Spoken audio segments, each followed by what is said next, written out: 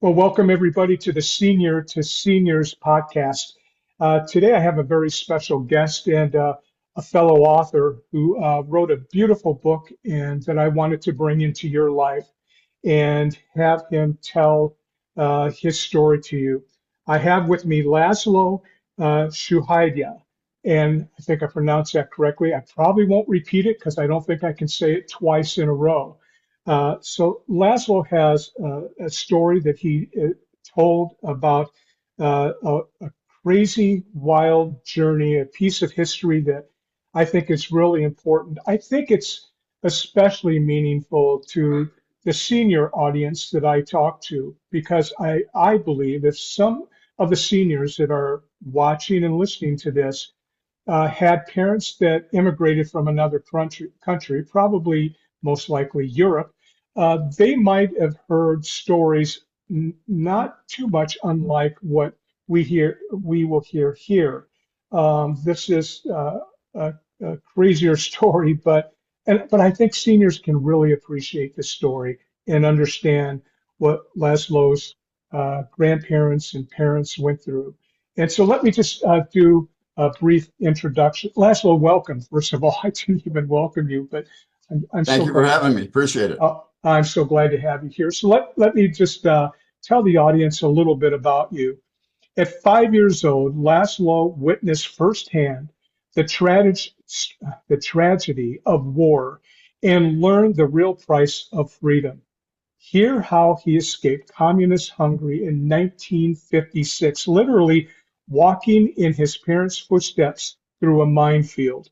For 2 hours, he and his two brothers walked silently through the forests of Sopron, terrified to make a sound, even when they stumbled upon a young Hungarian man shot in the head by a sniper. Laszlo's book, 12 Bells to Freedom, tells the harrowing true story of how the post-World War II Russian occupation of Hungary sought to destroy faith, banning religion, imprisoning clergy, and forcing families to inform on each other. He'll share why religious freedom is still under threat, maybe more than ever, and why history's lessons must not be forgotten, especially in today's political environment. His gripping firsthand account will captivate you from and history buffs, everybody who are passionate about faith, freedom, and resilience. You'll hear how he became friends with Elaine Presley, a the little known daughter of Elvis, and how she helped him share his story. In addition to being an author, Les is a successful businessman and inventor of the first wine slushy product in America. And I'm so glad, once again, Laszlo, thank you so much for being here. Well, thank you. Appreciate it. Yeah, the story is quite involved. It covers governments. It covers family struggles and journeys. It covers atrocities by, for example, the AVH, and I'll explain what the AVH is. But this all started in 1945, August 1st, with the treaty after World War II, where the United Kingdom, USA, and Russia got together, and it covered everything from basically the Reconstruction period, and it also had restrictions on occupation to occupy countries. And Russia violated that. They violated it and went into the Eastern Bloc countries and occupied them. And basically, what they wanted to do is to gain the wealth of those countries and send the wealth back to Russia. And that's how the Soviet Union was created through the all the robbery that took place out of these Eastern Bloc countries. And Hungary was one of the first ones that they occupied. And they set the country up by placing a um, puppet regime, and that was the premier Matyas Rákosi's regime, and he was appointed by the Kremlin, which was Joseph Stalin. So Joseph Stalin would have, for example, they always came out with 5 points every year. And that supposedly was something that the Hungarian citizenry would see, hey, they're doing something to help us. But Hmm. the 5 points never came to be. They always had a restriction. Individual rights were eliminated gradually, step by step by step. And so when they first occupied Hungary, they invoked a 22% tax, fine for Hungary's involvement in World War II, which plummeted, and that's 22% of GNP. Hmm. So that plummeted the country into poverty. So obviously, how do you prevent impoverished country from revolution? So that was on the minds of Stalin and those people. So in 1948, Rákosi created the AVH. And the AVH was a secret police that what they did was they modeled it after the KGB. Uh-huh. So what happened was their whole purpose was to bring fear to the citizenry of Hungary. So they would do atrocities. For example, there were in my book, there's a couple of examples, but yeah, 12 belts of freedom. That's my parents, by the way, on the cover. So if you could envision college students, a group of them walking down the street, and all of a sudden this black limousine would pull up next to them and arrest them. So they would arrest them, take them to Andrassy Street, which they had a prison at in the basement area, and then they would, basically use them to confess that they were trying to overthrow the government and all sorts of atrocities. Of course, if they didn't, you know, agree and admit it, Uh-huh. they would torture them and they would still ask them to sign and they wouldn't sign, then they would hang them. Hmm. So the families would never know what happened to them because there's no rights, individual rights under communism. Everyone works for the Communist Party, all workers, teachers, media, everybody. Hmm. So the ownership is under the communism, and so that's the atrocities that would occur. And in the final analysis, after the revolution in 1956, they ironically created a museum, which is the old AVH building on Andrassy Street, called the House of Terror. Hmm. And that defines the period very, very well. And over 100,000 innocent Hungarian citizens were murdered by the AVH. So this is life under communism, Hmm. and Hmm. again, no unions. A union couldn't say, "Hey, we want more money for our union group." No, Yeah. their word was it. That was it. So you lived under an oppressive government, is what it was. You know, So, and it, that, go ahead. it sounds like George C. Patton had it right when he said that, we shouldn't stop and we should just go into Russia and take care of them at the same time that World War II He was was ending. right because at the time, Russia lost over 1 million soldiers. So they were very weak at that point. And for them to do what they did to occupy the Eastern Bloc country, Patton was correct. He Yeah. could have marched right in there and stopped it. Yeah. So it's Yeah. unfortunate, but all the ramifications of no action caused what ended up to be suppression and occupation and then the Soviet Union blossomed with all the uh, robbery of all these countries and so on. So yeah, Yeah. that's kind of how it developed. Well, it sounds like, you talk about in your book that, everything really started, I believe, on November 12th of 1956 with a family meeting that you had, and I Right. believe where, it was decided that you couldn't stay. You couldn't stay any longer, and you Yeah. had to go.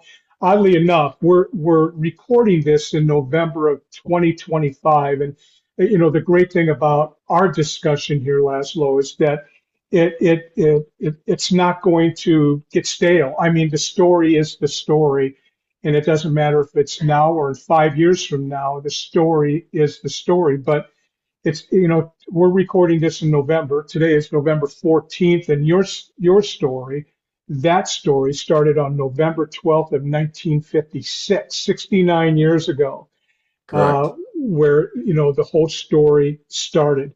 So, gosh, there's so much in your book, and there's so much. Tell the audience how the book was written, how from the tapes and so forth, how Sure. you put it. Uh, well, when we came over, all my teachers in school would ask me questions about, Mhm. how we came over and this and that, and they all were intrigued. They said, "You you need to write this book, this story."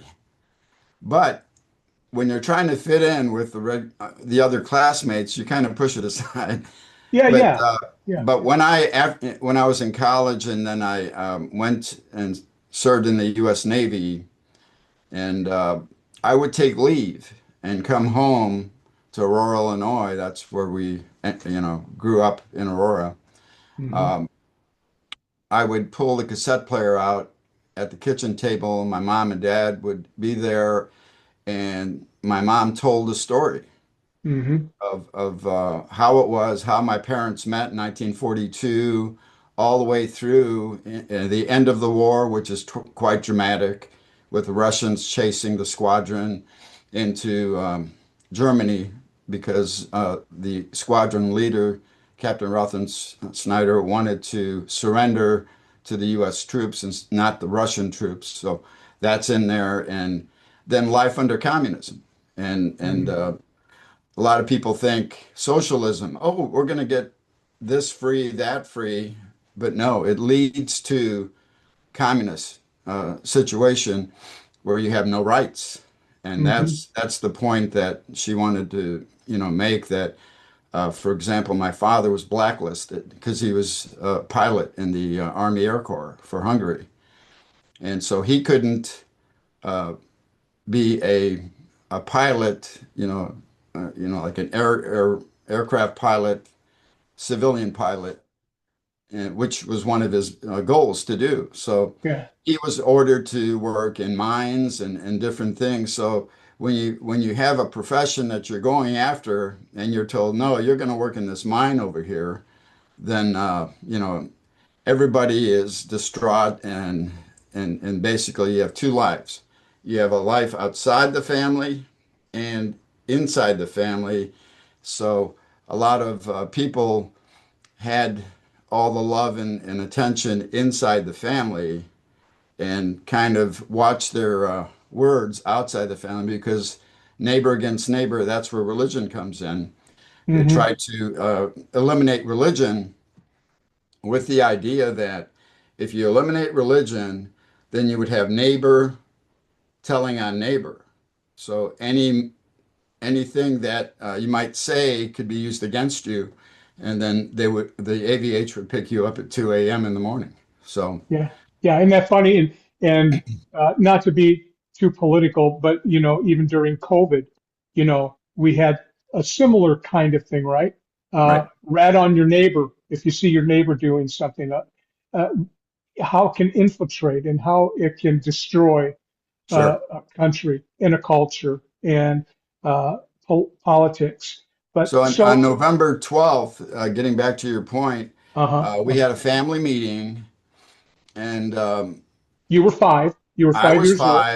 5. My brothers were 7 and 9. Hmm. And the family included my grandmother, my mom's brothers.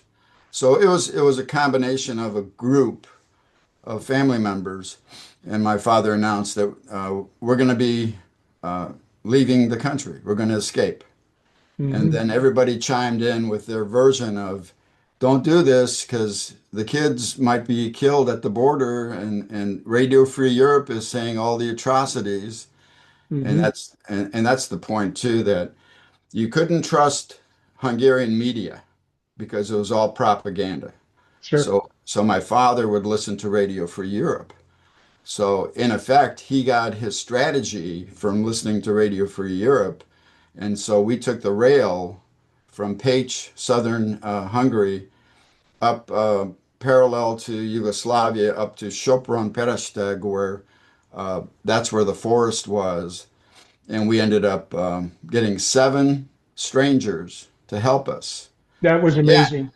again, when Yeah. I repeat that everyone worked for the Communist Party. So if you witnessed someone trying to escape and you didn't stop him, you would be executed. So that's the Right. danger that those 7 people had for us. Yeah. And they still helped us, and it was quite dramatic at the border. I'll tell And so, I gather that part of the reason they helped you was because of the 3 children that were there.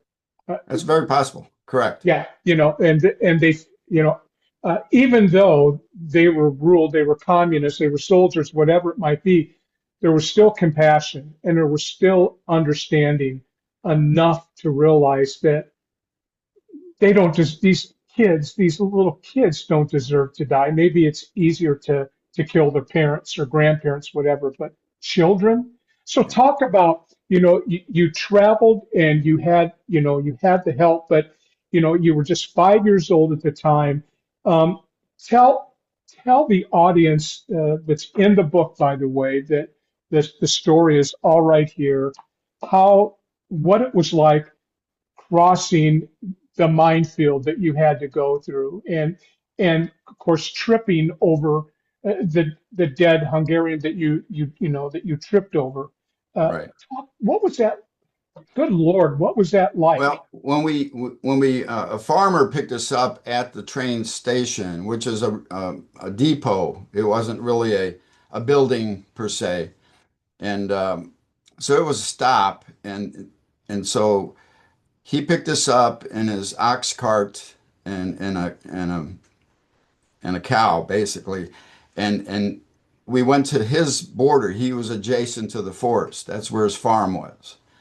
So it was quite a situation where, if you can envision a dirt road with corn stalks being 10 feet high. And so it was, we heard some noises, motors running. So he quickly veered off into another stretch, and a Russian patrol had passed us. And that. So when we got to the border, basically, we didn't have a map to go by. So we knew that the Austrian border was on the other side of the forest. And then we saw 2 soldiers coming over the hill. So all of a sudden, we were wondering, my parents were concerned that, are these Hungarian soldiers? Are they Russian soldiers?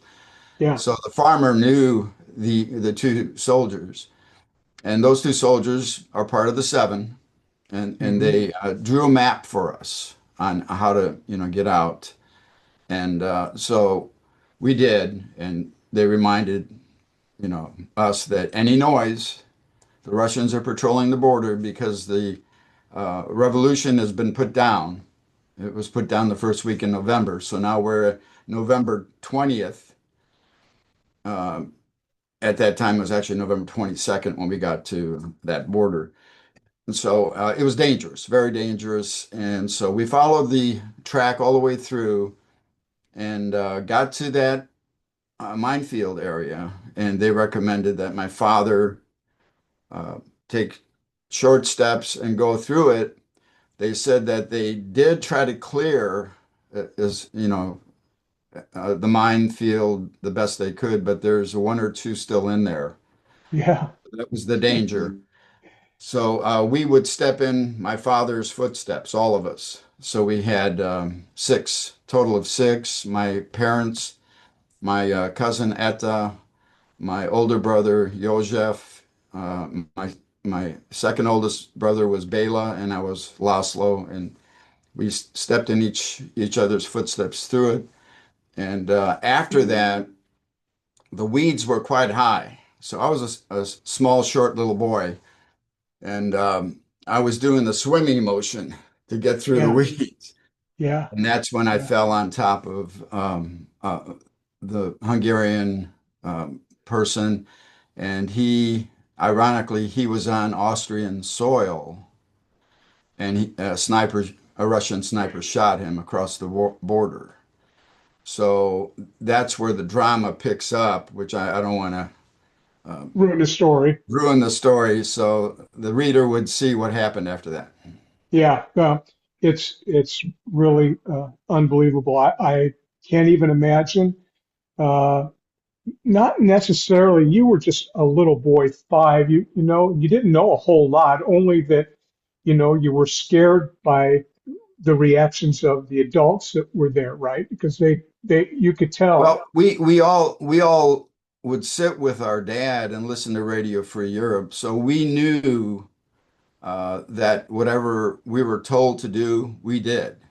Yeah. So being quiet for 2 hours was, very much on our mind. So Oh, we were so concerned. We were concerned about not even stepping on branches, right, because if we right. stepped on a branch, that would crack and make a noise. So Yeah. Or yeah, we even were leaves even that were on leaves, the correct.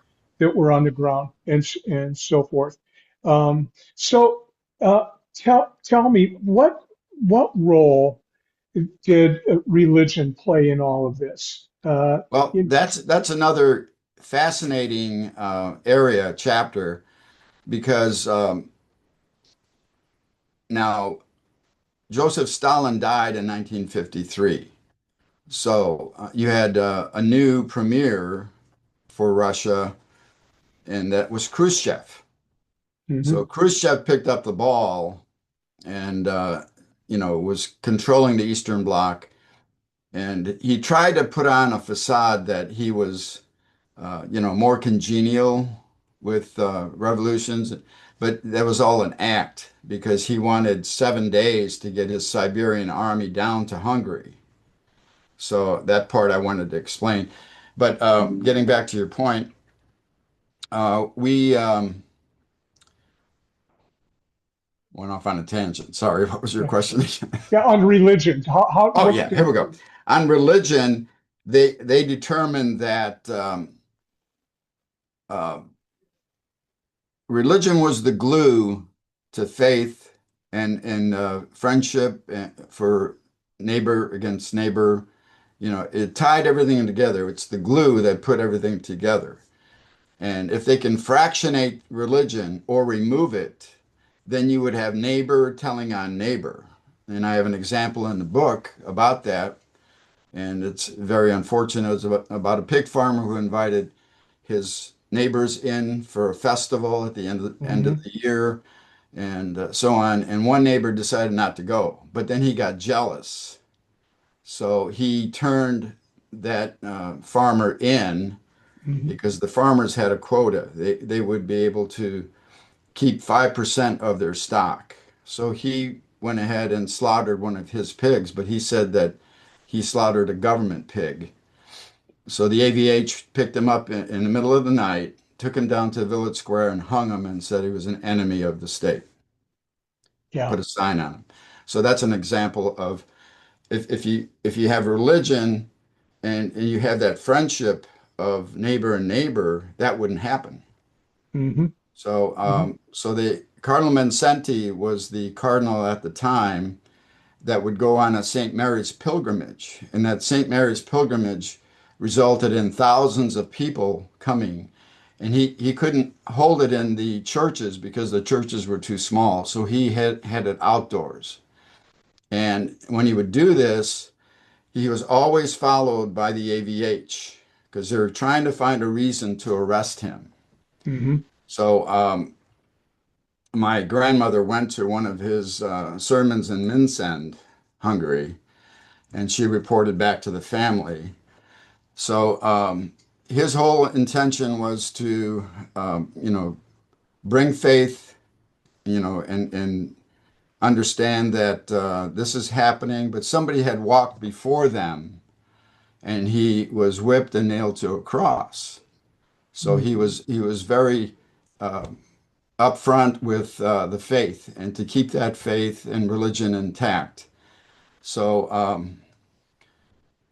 this is how I got the title of the book, by the way. When I researched Cardinal Vincenti, he saw the soldiers on the perimeter, and as he finished, he said to them, he said, as long as his countrymen are held prisoner within the borders of Hungary, the church bells will not ring until his people are free. Huh. And we crossed into Austria at 12 noon, and church bells were ringing 12. Yep. Yep. And the church bells, the 12 bells is a very big part of the story as well. But And he, just to bring you up to speed on that, he was arrested oh, and he was. sent to the same prison on Andrassy Street.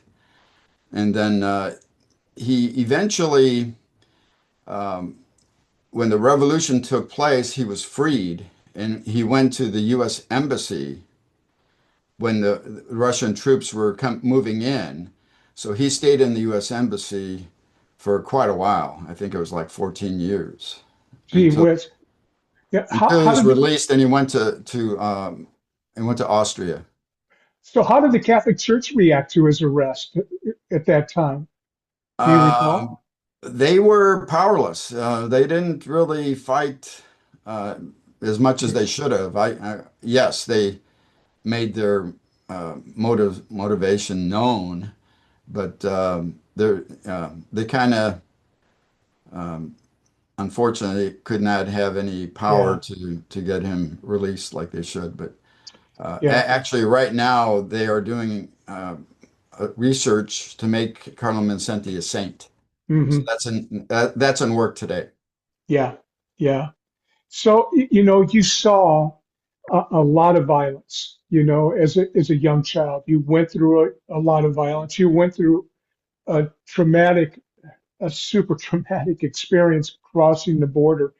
How has that affected you? Uh, Well, when I fell on that Hungarian gentleman that was killed, obviously I saw he was shot in the head, so I saw the blood all around, and it affected me because sure.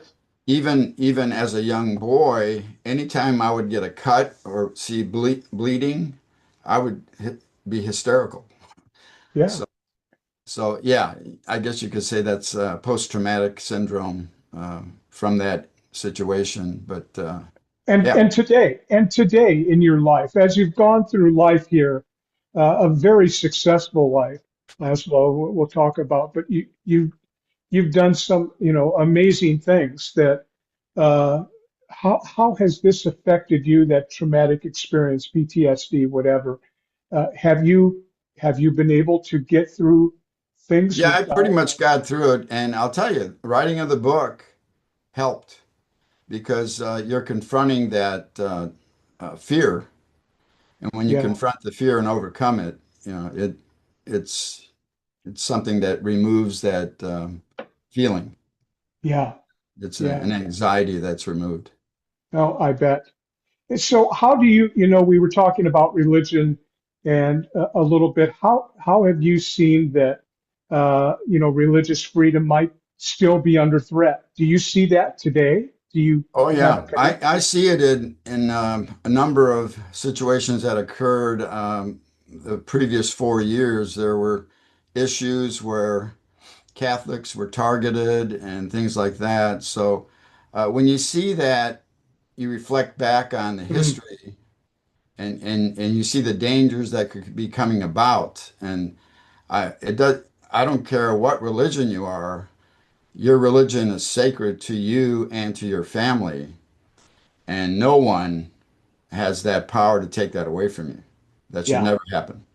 yeah, yeah. Not in the book and not talked about, but when the wall came down, when that particular day, um, your were your mother and father still alive at that time? I believe they were, Yes. Yeah. right? Well, Um, that's when they decided. Now, you don't see this very often.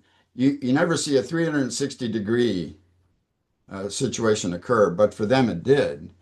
My parents were retired at the time, so when the Iron Curtain fell down, they decided to go back to Hungary.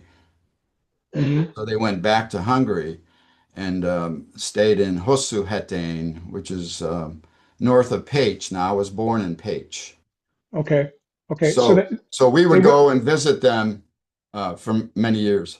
and that's where they're buried. That's, where they decide they wanted Yeah, to rest. they were yeah, basically we had a family plot, so they're there right now.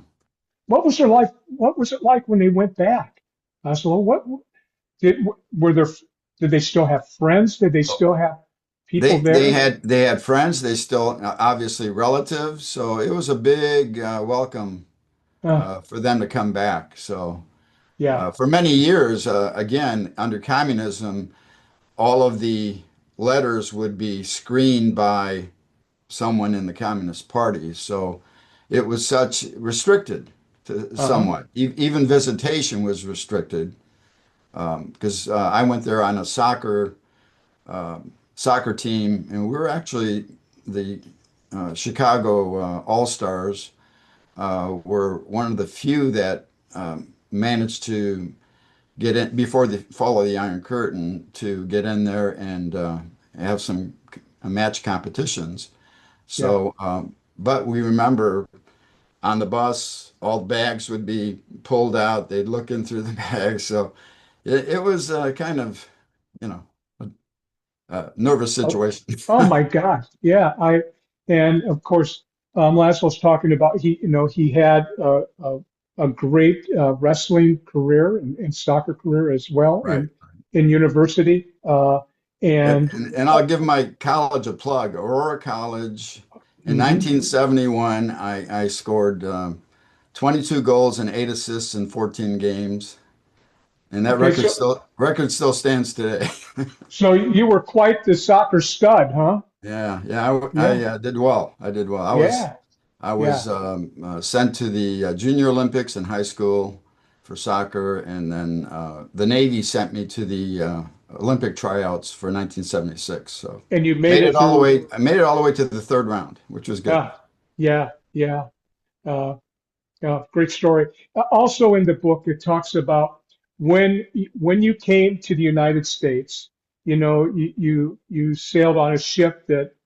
How long did that? Was it 2 weeks? Was it only It two was two weeks? weeks. It was Yeah. the General Han or Hain Uh-huh. Uh-huh. pronunciation. I'm not sure how they pronounce it, Yeah. but yeah, it was recommissioned. It was actually a mothballed battleship that was recommissioned for the purpose of picking up refugees from um, uh, the port in Germany, which I should know. Yeah. So Yeah. yeah, Yeah. So so it and was 14 days and very turbulent. Matter of fact, my bed that I was in. Uh, was on it slid from side to side and crashed into the bulkhead and broke. yeah. So you probably don't care to go on a lot of cruises on Carnival cruises and so forth at this point. Well, I haven't that was the only cruise I've been on. There you go. Yeah, well, I would have guessed that it would. And then the story of, and I don't think, for our audience, it's a lot different than a lot of immigrants that came. Your father came, and they basically found the job for him, right? They checked Correct. Yeah, what. ours was quite unique. We came in and we were taken to a New York Army facility, and that's at that point all refugees were there, and so uh, they would send out different types of professions and sponsorships would come in. So my dad was sponsored by the Rotary Club in Upper Michigan, Ishpeming, Michigan. Hmm. So we traveled to Ishpeming, Michigan, And from there, yes, he had a position for, I believe it was the Ford Motor Company up there. And unfortunately, with the union situation at the time, um, there was a problem. So the Rotary Club is owned by business owners. Hmm. Hmm. So the unions were not really in their perspective at the time. So he was asked to quit.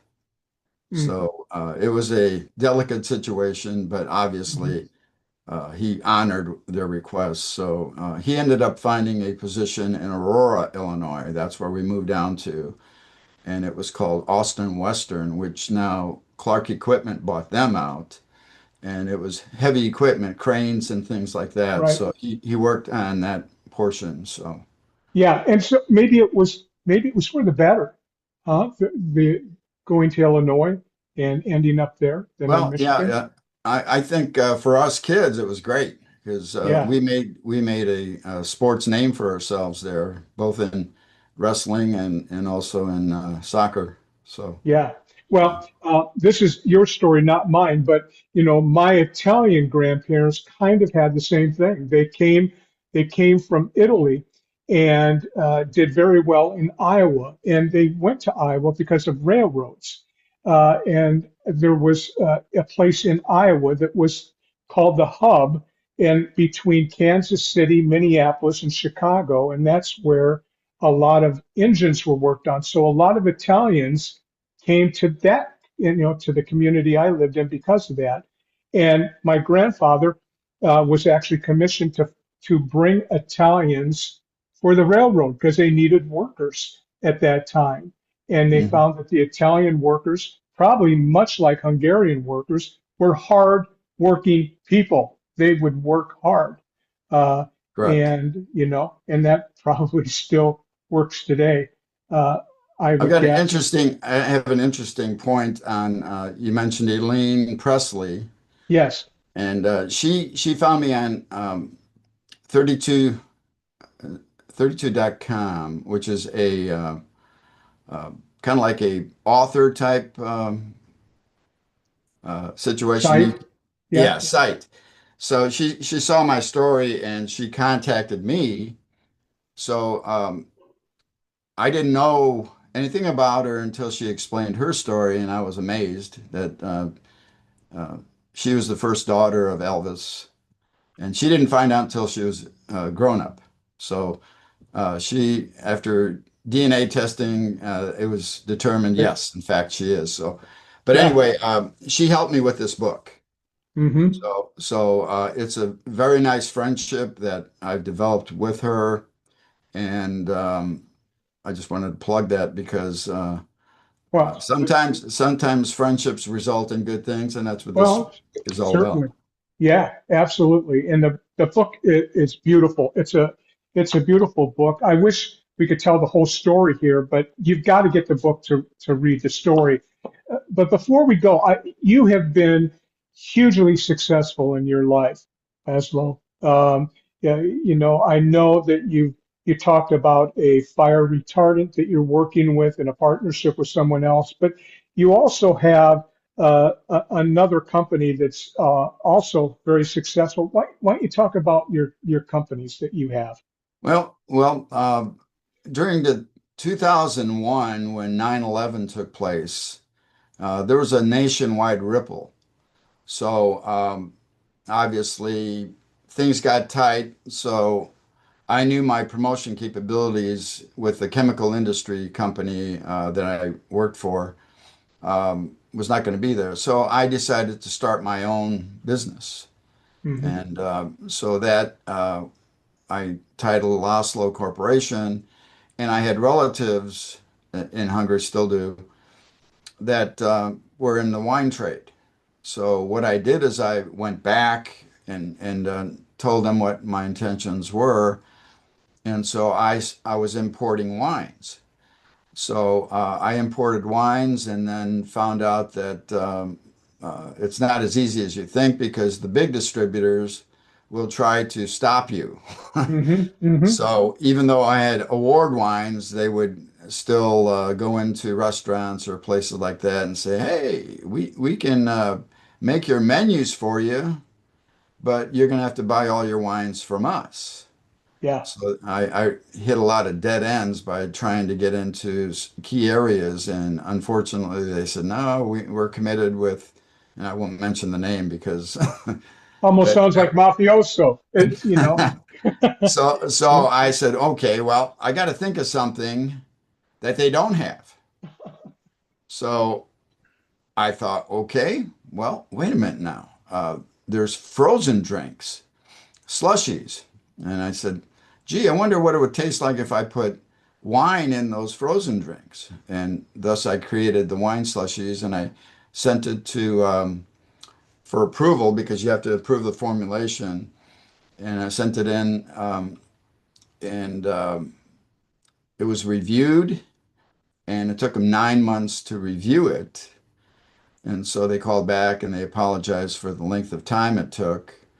Now, this, I'm trying to think of the department. But anyway, FDA, was it the FDA no, uh, it, or trademark or? BATF handles anything over 7%. And Oh, I or that's see. it. And the Treasury Department handles anything under 7%. So Okay. the applications went to the Treasury Department and it took them 9 months. They apologized and they said that we had to open a new category. So when they tell me they had to open a new category, that means it didn't exist before. So my company is the first one in the United States to have Wow. developed wine slushies. Yeah. Yeah. So that's how And that wine slushy came to be, and it's doing very, very well.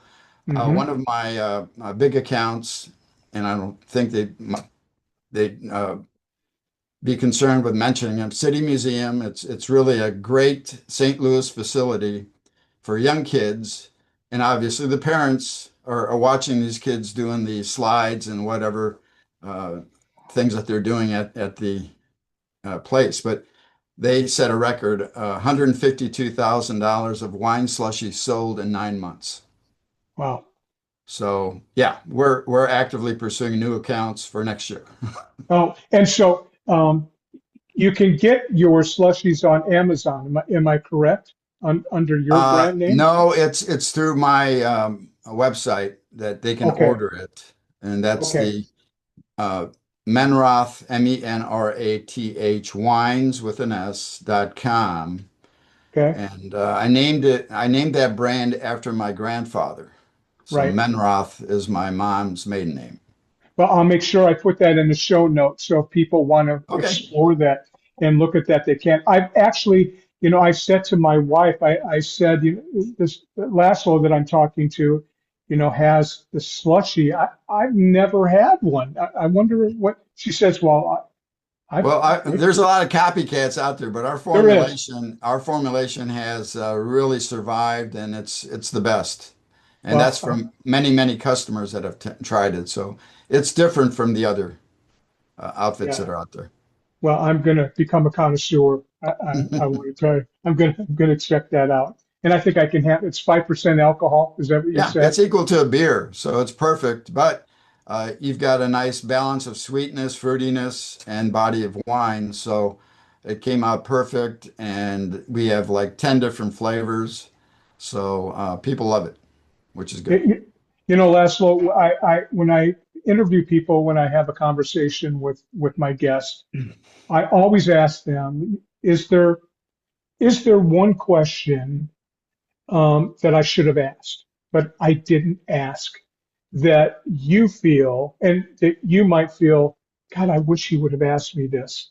I really would like to expand on something. Is there something that I didn't ask that you would like to talk about? Yeah, I do a lot of book signings, and I went to the University of Missouri St. Louis, UMSL, and the history students, you know, heard my presentation. I do have a PowerPoint that I always use for that purpose, and they were just amazed. As a matter of fact, a lot of them came up and thanked me for speaking. But my whole point for the young folks is to study. Don't take one side. Don't, if that one side is propaganda, then you're falling into the same doldrum that Hungary fell into.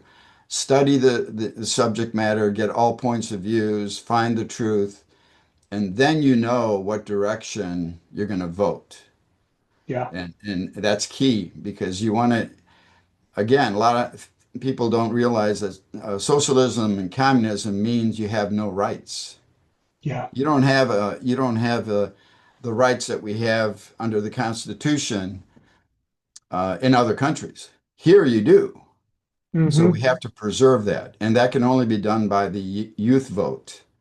And the Yeah. young people need to understand what freedom is all about Yeah. and embrace that freedom and make sure it never gets threatened. Yeah. Well, and we're going to see it. We're going to see the results, good or bad. Now, taking a position here of, the election of a mayor in New York City, thankfully has a council that hopefully will keep him in check. And then just, I think Tuesday, the new mayor in Seattle is a socialist. Correct. So that's got to send shivers down your spine just a little bit from what you went through in your family. But hey, this is all about learning, right? And Exactly. And again, in these presentations, I do not take a side. yes, yeah, I want to make sure that the students understand that I'm on their side. I want them to study, to yeah, understand what the truth is, and yeah, then they know the direction they're going to go. yeah.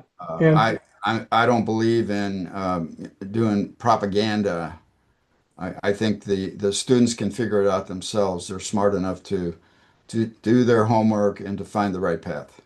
yeah, and for the senior audience, majority of who we're talking to today, you do have grandchildren, right? And probably talking politics isn't something that you sit down and engage in often. But I think, this story is something that uh, you could even tell your grandchildren uh, about this story and what happened to pique their interest and their understanding and so forth. But uh, Laszlo, this has been a great conversation. Um, are you available for speaking? Do you go outside of your area and speak to groups and would be interested in that Yeah, kind of thing? I've been invited up to Ishpeming, Michigan, Upper Michigan. So Okay. yeah, if there are folks that would like my author book signing program, yeah, I could go on tour for that, sure. Okay. Well, the book is called The 12 Bells to Freedom. And, the subtitle is called A Story of Love, Courage, and Freedom. And so it's available on Amazon. So it's easy to get. And I would suggest to everybody go grab it. I think you'll enjoy it. Laszlo, thank you so much. I loved our conversation. I hope we Thank, talk again. Thank you so thank much. you for having me. Appreciate it. You bet. Have a great day. All right. Bye-bye.